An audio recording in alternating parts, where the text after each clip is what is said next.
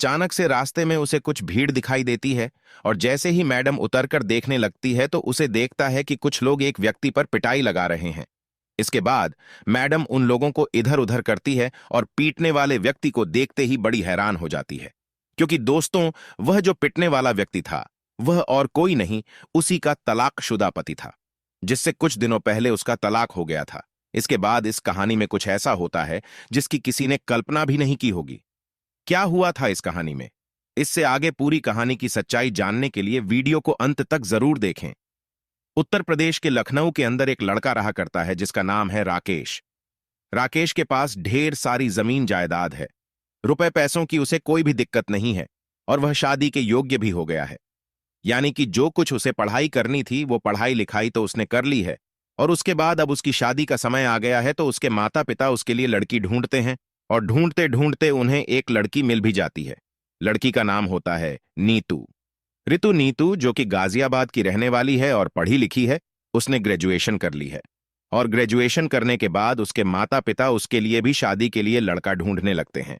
तो दोनों के घर वालों को एक दूसरे का रिश्ता पता चल जाता है और उसके बाद दोनों की एक दूसरे से शादी तय कर दी जाती है, क्योंकि नीतू के माता पिता के पास भी ठीक ठाक जमीन जायदाद थी और इधर जो राकेश है उसके पास भी ठीक ठाक जमीन जायदाद है।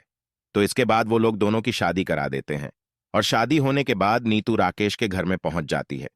वहां जाने के बाद अच्छी तरह से राकेश के घर को संभालने लगती है और कोई भी कैसी भी दिक्कत नहीं होती है। नीतू का पति राकेश नीतू से प्यार किया करता है और उसकी हर छोटी मोटी इच्छाओं की पूर्ति किया करता है। इसके बाद एक दिन अचानक से नीतू की एक फ्रेंड, जो कि पढ़ने लिखने में काफी ज्यादा होशियार थी और वो पढ़ लिख कर एक बड़ा अधिकारी बन गई थी, वह उससे मिलने के लिए आती है और जैसे ही वह उससे मिलने के लिए आती है तो उसके ठाठ बाट देखकर नीतू के दिल में भी बड़ा अधिकारी बनने की इच्छा जाग जाती है, क्योंकि उस टाइम पर जब वह दोनों पढ़ा करती थी तो नीतू उस लड़की से ज्यादा होशियार थी, लेकिन आज वो एक बड़ी अधिकारी है और नीतू ऐसे ही घर के चूल्हे चौके में रह गई है। तो इस बात को सोचकर वह सोचने लगती है कि क्यों ना मैं भी पढ़ाई लिखाई करूं और पढ़ाई लिखाई करने के बाद मैं भी आईपीएस ऑफिसर बन जाऊं। इसके बाद जब उसकी सहेली वहां से चली जाती है तो वह अपने पति से इस बारे में बात करती है। कहती है कि देखो, ये मेरी सहेली है और ये पढ़ाई लिखाई में मुझसे कमजोर थी, लेकिन आज एक बड़ी अधिकारी है और मैं ऐसे ही घर के अंदर काम धंधा करती हुई रह गई हूं। इसके बाद उसके पति पूछने लगते हैं कि बताओ फिर तुम क्या चाहती हो? तो वो कहती है कि मैं भी एक बड़ा अधिकारी बनना चाहती हूं, जो कुछ ये कर सकती है वो मैं भी कर सकती हूं। अब इस बात को सुनने के बाद जो राकेश होता है वो उससे कहने लगता है कि ये तो बड़ी अच्छी बात है, लेकिन उसके लिए मुझे माता पिता से आज्ञा लेनी होगी, क्योंकि रुपया पैसा तो हमारे पास काफी है, लेकिन एक पद की कमी थी। अगर तुम बड़ा अधिकारी बन जाती हो तो उस कमी की भी पूर्ति हो जाएगी। ऐसा कहकर राकेश नीतू की बात मानने के लिए तैयार हो जाता है और नीतू भी इस बात को सुनकर बड़ी खुश हो जाती है, क्योंकि उसकी सास उसे बधाई प्यार किया करती थी और वह सोचती है कि सास तो मना करेगी नहीं और ना ही ससुर जी माना करेंगे।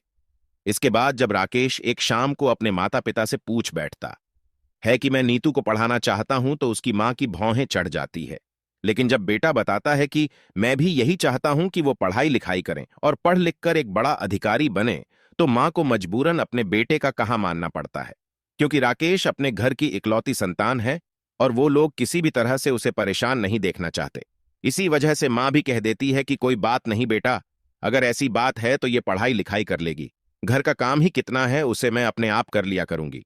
ऐसा कहकर माता पिता ने इस पढ़ाई लिखाई को करने की अनुमति दे दी थी और राकेश नीतू से पढ़ने लिखने के लिए कहने लगता है।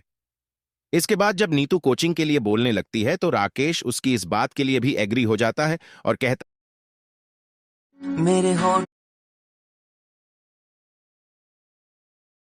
अगर ऐसी बात है तो बताओ कौन से कोचिंग सेंटर में तुम्हें एडमिशन लेना है और इसके लिए कितना पैसा खर्च आएगा। यह बात देखकर नीतू अपने पति से और भी ज्यादा प्यार करने लगती है, क्योंकि वह किसी भी बात के लिए उसकी के मना नहीं करता है और वो सोचने लगती है कि ऐसा जीवन साथी मिलना बड़ा ही मुश्किल है। इसके बाद जो राकेश होता है, नीतू का एक कोचिंग में एडमिशन करा देता है और उसे पढ़ने लिखने के लिए छोड़ देता है। घर का पूरा काम सास किया करती और नीतू वहां पर रहकर पढ़ाई किया करती। धीरे धीरे समय बीतता है और समय के साथ साथ 1 साल व्यतीत हो जाता है। लेकिन इस बार जब नीतू ने एग्जाम दिया था तो पहली बार में ही वो रह गई थी और उसका प्री एग्जाम तक भी क्वालिफाई नहीं हुआ था। अब इस बात को देखने के बाद नीतू थोड़ी सी मायूस होती है और उसके बाद अपने पति से कहने लगती है कि इस बार तो मेरा रह गया है, लेकिन दोबारा से मैं इसको जरूर कर दूंगी और कोई भी कैसी भी दिक्कत नहीं है। अब इस बात को उसका पति तो मान जाता है, यानी कि राकेश तो इस बात के लिए एग्री हो गया था। लेकिन जो नीतू की सास थी वो कहने लगती है कि इस तरह से कैसे होगा, मैं कब तक घर का काम करूंगी। बहू, ये तेरे बस की पढ़ाई लिखाई नहीं है। अगर तू इसमें थोड़ा बहुत भी करती तो भी हम मान लेते, लेकिन ये चीज तुझसे नहीं हो पाएगी। नहीं तो अपनी सास से रिक्वेस्ट करने लगती, कहती कि माँ जी, आप चिंता मत करो, इस बार में मैं पक्का कर दूंगी। मैंने खूब सारी मेहनत की है और जब मेरी सहेली कर सकती है तो मैं इस टेस्ट को क्यों नहीं कर सकती। दरअसल नीतू को पढ़ाई छोड़े हुए 2 साल हो गए थे और इन 2 सालों के गैप की वजह से ही उसके साथ ये सब कुछ हो रहा था। इसके बाद जैसे तैसे करके वो अपने ससुराल वालों को मना लेती है और दोबारा से इस टेस्ट की तैयारी करने लगती है। इधर जो पति राकेश होता है वह कहता है कि नीतू ये लास्ट बार है, अगर इस बार में होता है तो ठीक है, उसके बाद फिर तुम घर का काम धंधा ही देख लेना, उसके बाद तुम्हें ये टेस्ट करने की जरूरत नहीं है। नीतू इन सभी बातों के लिए हामी भर लेती है और धीरे धीरे एक और साल बीत जाता है। अब जैसे ही दूसरे अटेम्प्ट के प्री एग्जाम का रिजल्ट आता है तो नीतू को पता चलता है कि उसने प्री एग्जाम क्वालिफाई कर लिया है और उसके बाद अब उसे मेन की तैयारी करनी थी। इसके बाद नीतू मेन की तैयारी करने लगती है और उसके पति उसे और भी ज्यादा अप्रिशिएट करने लगते हैं। कहते हैं कि शाबाश नीतू, मेरे हिसाब से तू उसे जरूर कर लेगी और ये दूसरा एग्जाम भी तू आराम से क्वालिफाई कर लेगी। इसके बाद जैसे ही मैच का रिजल्ट आता है तो एकदम से राकेश की उम्मीदों पर पानी फिर जाता है और इधर जो नीतू होती है उसे भी निराशा का सामना करना पड़ता है, क्योंकि इस एग्जाम में नीतू क्वालिफाई नहीं कर पाई थी और उसका सपना उसे टूटता सा दिखाई देता है। लेकिन नीतू ने जो मेहनत की थी उस मेहनत को देखकर नीतू सोचती है कि अगर एक बार और मैं इसको करूंगी तो इसको जरूर से क्वालिफाई कर लूंगी, और इस बारे में वो अपने पति से बात करने लगती है। लेकिन इस बार उसका पति उसे साफ साफ मना कर देता है और कहता है कि नहीं नहीं, तू ऐसा नहीं होगा, घर वाले भी खिलाफ है, उनके खिलाफ जाकर मैंने एक मौका तुझे दे दिया है, लेकिन इसके बाद मैं अब तुम्हें मौका नहीं दे सकता। इस बात को सुनने के बाद नीतू को यह बात बुरी लगती है और कहने लगती है कि नहीं राकेश, मैंने बहुत ज्यादा मेहनत की है और मैं तो इसे एक बार करके रहूंगी। अब जब राकेश की बात नीतू नहीं मानती है तो उसके बाद राकेश को गुस्सा आता है और वह चिल्लाकर नीतू से कहने लगता है कि अब मैंने तुमसे कह दिया ना, इसे बंद कर दो तो तुम्हें बंद ही कर देना चाहिए। लेकिन अब तक नीतू के ऊपर इस बात का जुनून सवार हो गया था कि वह कैसे भी करके इस टेस्ट को क्लियर करेगी और एक बड़ा अधिकारी बनेगी, तो इसी वजह से वह अपने पति से उल्टा सीधा बात करने लगती है और कहती है कि मैं तो इस टेस्ट को कर रहूंगी, तुम चाहे जो भी कर लो। अब जब राकेश की मां इस बात को सुनती है कि बेटे की बहू उसे उल्टी जबान लगा रही है तो वह एकदम से वहां पर आ जाती है और अपने बेटे से कहने लगती है कि बेटा, बस इसी तरह से रहना है, क्या इस तरह से तुझसे जबान लड़ाएगी तो फिर तू क्या कर लेगा। अब यह बात सुनकर जो राकेश होता है वह अपनी पत्नी को धमकाने लगता है, लेकिन उसकी जो पत्नी होती है वह फिर से उसे जबान लड़ाने लगती है। अब यह सब कुछ देखकर राकेश और नीतू के बीच में परिस्थितियां ऐसी पैदा हो जाती है कि जो राकेश होता है वह नीतू पर हाथ उठा देता है। अब जैसे ही राकेश ने नीतू पर हाथ उठाया था तो उसे इस बात का बड़ा ही बुरा लगता है और वह सीधा अपने पिता के पास फोन कर देती है और रूठ कर मायके चली जाती है। अब राकेश के यहां से नीतू रूठ कर चली गई थी और वहीं पर जाकर बैठ जाती है। उसका पिता उसे समझाने की कोशिश करता है कि बेटी, ऐसे झगड़े हर घर में हो जाया करते हैं, लेकिन इसका मतलब यह नहीं होता कि तुम रूठ कर यहां पर आ जाओ और अपने घर पर वापस जाओ ही नहीं।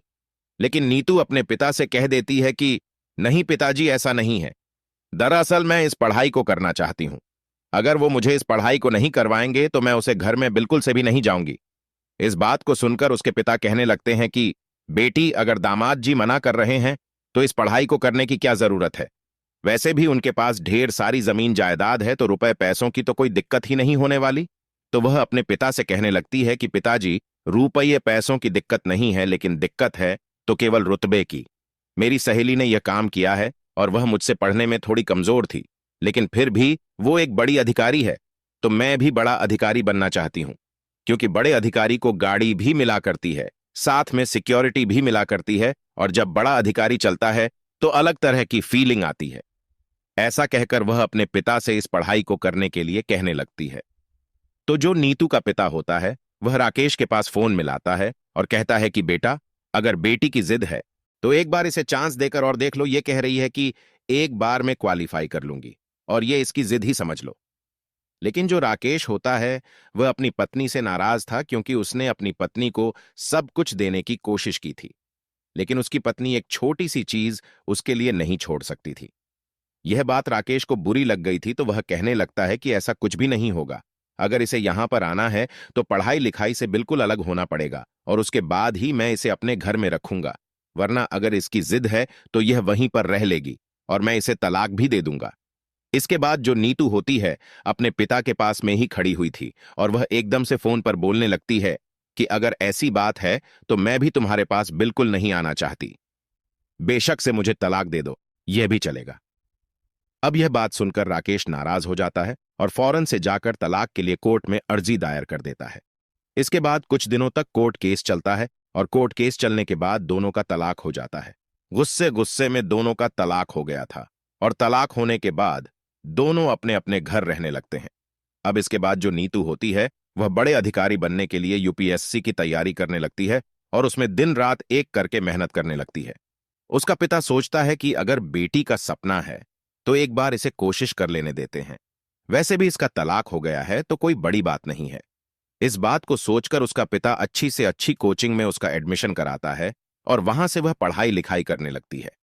धीरे धीरे समय बीतता, और समय के साथ साथ इस बार नीतू का यूपीएससी का टेस्ट क्लियर हो जाता है। उसको एक आईपीएस ऑफिसर का कैडर मिलता है, और इस बात को देखकर वह बड़ी खुश होती है, क्योंकि उसका सपना पूरा हो गया था, जिस सपने को वह काफी दिनों से जीना चाहती थी। पिता को यह बात पता चलती है तो वह भी इस बात की बड़ी खुशी मनाते हैं, और सोचते हैं कि चलो कोई बात नहीं, बेटी का तलाक तो भले ही हो गया है, लेकिन फिलहाल अब उसकी जिंदगी सेट हो गई है। ऐसा सोचकर पिता अपने आप को संतुष्ट करता है, और इसके बाद जो बेटी होती है वह ट्रेनिंग करने के लिए चली जाती है।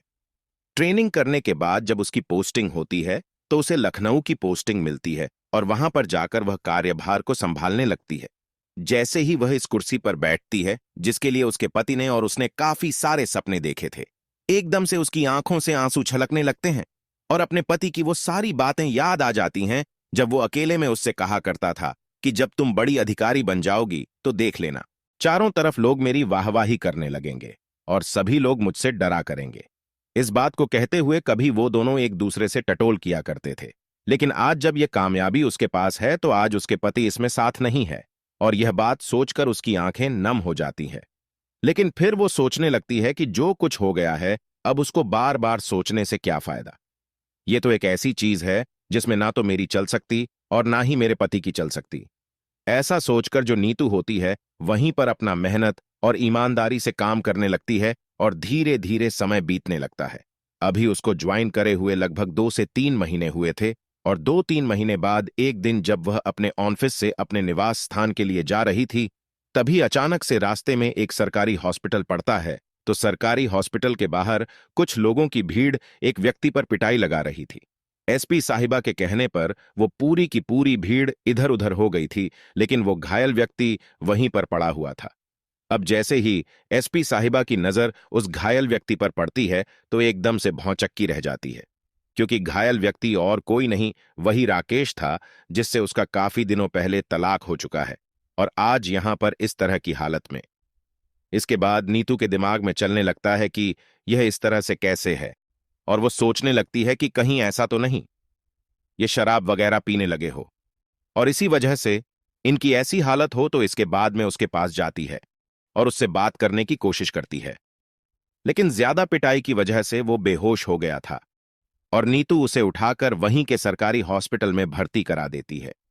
जब तक उसका इलाज चलता है नीतू बाहर ही बैठी रहती है और वहीं पर उसका वेट करती रहती है। लगभग 3 घंटे के बाद उसे होश आता है, और जैसे ही उसे होश आता है तो डॉक्टर साहब उसे बताते हैं कि उसे होश आ गया है, जिसको आप यहां पर लेकर आई थी। इसके बाद नीतू अंदर जाती है, और अंदर जाने के बाद उससे बात करने लगती है। कहती है कि राकेश, तुम्हारी हालत ऐसी कैसे हो गई, आखिर क्या हुआ है तुम्हें, और वो लोग कौन थे और किस वजह से तुम्हें पिटाई लगा रहे थे। अब जब राकेश देखता है कि सामने और कोई नहीं नीतू है, और वो भी सरकारी अधिकारी बन चुकी है, क्योंकि फिलहाल नीतू ने अपनी वर्दी पहन रखी थी, और जब राकेश नीतू को वर्दी में देखता है तो एकदम से उसकी आंखें छलकने लगती हैं। कहता है कि नीतू, तुम यहां पर क्या कर रही हो?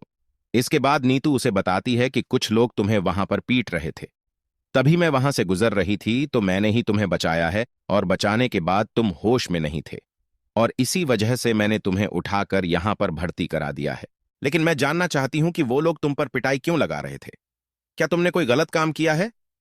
तो इसके बाद राकेश कहने लगता है कि हां, मैंने एक गलत काम किया था और उसी की सजा आज तक भुगत रहा हूं। अब इस बात को सुनकर नीतू थोड़ी सी हैरान होती है और पूछने लगती है कि कौन सा गलत काम किया है। देखो, अगर तुमने गलत काम किया है तो यहां की फिलहाल एसपी मैं ही हूं, और मैं तुमको बिल्कुल भी माफ करने वाली नहीं हूं। इस बात को सुनकर राकेश कहने लगता है कि हां, मुझे पता है कि तुम मुझे माफ नहीं करोगी, क्योंकि वो गलत काम मैंने तुम्हारे साथ ही किया है। अगर मैं उस टाइम पर तुम्हें लेने के लिए दोबारा से आ जाता और तुम्हें एक और मौका दे देता, तो आज हम सभी लोग साथ रहते और कोई भी कैसी भी दिक्कत नहीं होती। इस बात को सुनकर नहीं तो थोड़ी सी गहन सोच विचार करने लगती है और सोचने लगती है कि राकेश के माता पिता को तो कुछ नहीं हो गया, जिस वजह से इसको पिटाई लग रही थी, तो पूछने लगती है कि राकेश क्या हुआ है? साफ साफ मुझे बताओ, पहेलियां तो मत ही बुझाओ। अब इस बात को सुनकर राकेश उसे बताने लगता है कि नीतू, जब तुम चली गई थी तो उसके बाद माता पिता की मर्जी से मैंने एक और लड़की से शादी कर ली, लेकिन उस लड़की ने मेरी जायदाद देखकर मुझसे शादी की थी और उसके परिवार वाले मुझसे पैसा ऐंठना चाहते थे। अब जैसे ही पहली बार उसे बच्चा होने वाला था, तो बच्चा होने के दौरान अचानक से उसकी मौत हो जाती है। लेकिन यह बात जैसे ही मेरे सास ससुर को पता चलती है, तो वो लोग इस बात पर बहुत जोर से भड़क जाते हैं और उल्टा मुझ पर इस बात का ब्लेम डालने लगते हैं कि तुमने अपनी पत्नी की अच्छे से देखभाल नहीं की, इसी वजह से इसकी मौत हो गई है और इसके जिम्मेवार तुम हो। वो कैसे भी करके मुझसे पैसा उठाना चाहते थे और इसी वजह से उन लोगों ने यह कहानी गढ़ी थी। अब इसके बाद जब मैं उनसे विरोध करने लगता हूं, तो वो लोग कुछ लोगों को अपने साथ लेकर आए थे और वही लोग यहां पर मिलकर मुझ पर पिटाई लगा रहे थे। अब यह बात सुनकर नीतू के समझ में आ जाता है कि किस वजह से राकेश को पिटाई लग रही थी, क्योंकि नीतू अभी तक कुछ दिनों यहां पर काम कर चुकी थी और काम करने के बाद ये सारी बातें उसको समझ में आने लगी थीं। क्योंकि अक्सर ऐसा हुआ करता है कि पैसे ऐंठने की वजह से झूठे मुकदमे भी लोगों पर दर्ज करवा दिए जाए करते हैं, ताकि उनसे पैसे लिए जाए और पैसे लेने के बाद अपने जीवन को व्यतीत किया जाए। इसके बाद राकेश नीतू की तरफ गौर से देखता है और गौर से देखने के बाद नीतू से कहने लगता है कि नीतू, क्या तुमने दूसरी शादी कर ली? तो नीतू कहती है कि नहीं राकेश, मैंने दूसरी शादी नहीं की है।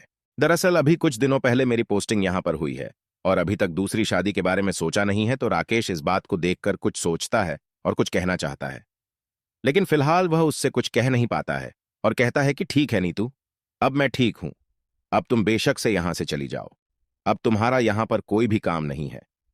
इसके बाद नीतू वहां से जाने लगती है और जाते जाते कई बार वह मुड़ मुड़कर राकेश की तरफ देखती है। नहीं तो वहां से चली गई थी और राकेश मन के अंदर बहुत गहन सोच विचार करता है इस बारे में कि नीतू बड़ी अच्छी लड़की थी, क्योंकि जब उन दोनों का तलाक हुआ था तो तलाक के एवज में कुछ रकम कोर्ट ने तय की थी। लेकिन मैं अपनी मर्जी से तलाक ले रही हूं, तो ये मुझे पैसा क्यों देंगे? ऐसा कहकर उसने रकम लेने से मना कर दिया था।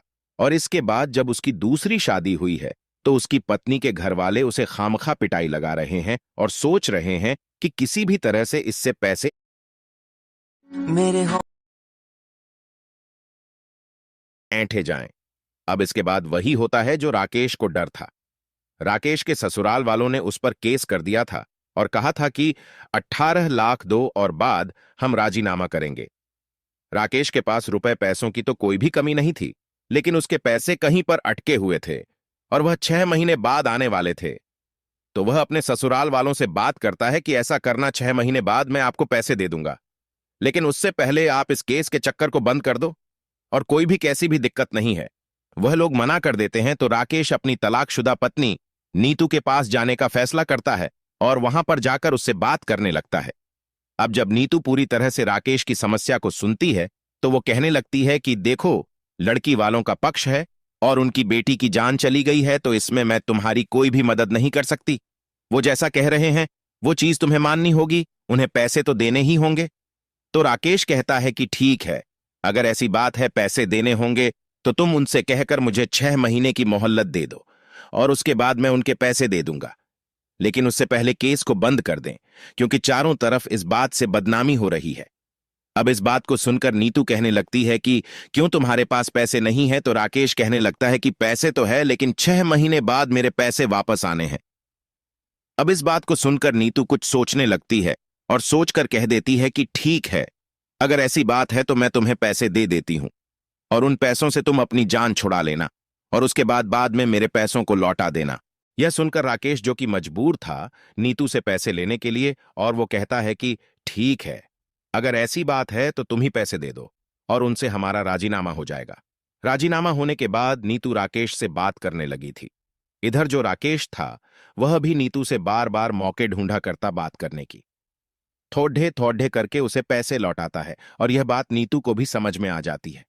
इसके बाद एक दिन नीतू अपने पिता से बात करती है, क्योंकि उसके पिता उसे शादी के लिए कह रहे थे। तो नीतू कहती है कि पिताजी, क्यों ना मैं उसी लड्ढके से शादी कर लूं जिससे मेरा तलाक हो गया था, क्योंकि जिस दूसरी लड्ढकी से उसकी शादी हुई थी उसकी तो मौत हो चुकी थी और उसका बच्चा भी इसी डिलीवरी के दौरान इस दुनिया को छोड़कर जा चुका था। और उसका पिता जब इस बात को सुनता है तो वह भी इस बात के लिए एग्री करता है। 2 दिन बाद उसका पिता सीधा राकेश के घर पहुंच जाता है और वहां जाकर दोबारा से अपनी बेटी की शादी की बात करने लगता है।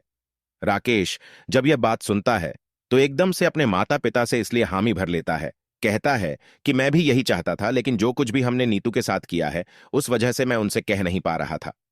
इतनी ही देर में राकेश की मां भी वहां पर आ जाती है और हाथ जोड़कर नीतू के पिता के सामने कहने लगती है कि हमारी पहली बहू तो देवी थी, क्योंकि दूसरी बहू ने आकर उन्हें सब कुछ दिखा दी थी, जिस वजह से वो नीतू को देवी का रूप बता रहे थे। इसके बाद दोनों की बातें तय हो जाती हैं।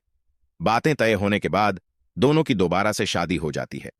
शादी होने के बाद अब दोनों एक दूसरे के साथ हंसी खुशी अपना जीवन व्यतीत कर रहे हैं और अब उस घर के अंदर पैसे के साथ साथ एक सरकारी पोजीशन भी है, जिसकी वजह से सभी लोग राकेश की गांव में इज्जत करने लगते हैं। जिनको भी इस बात के बारे में पता चलता है कि इस तरह से हुआ था तो लोग बड़ा ही आश्चर्य मानते हैं कि इस तरह से कैसे हो गया और ये चीज होना लाजमी नहीं था। तो दोस्तों, ये थी आज की कहानी। आपको कैसी लगी कमेंट बॉक्स में बता देना।